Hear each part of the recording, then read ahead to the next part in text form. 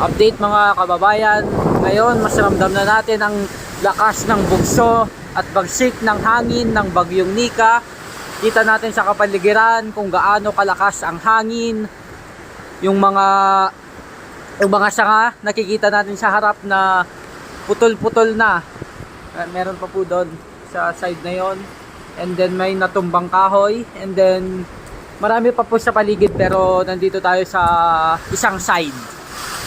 So ayan, ramdam natin yung lakas niya. And ngayon lang uli nagkaroon ng ganito kalakas na bagyo dito. Naging signal number 4 kaya mag-ingat po tayo.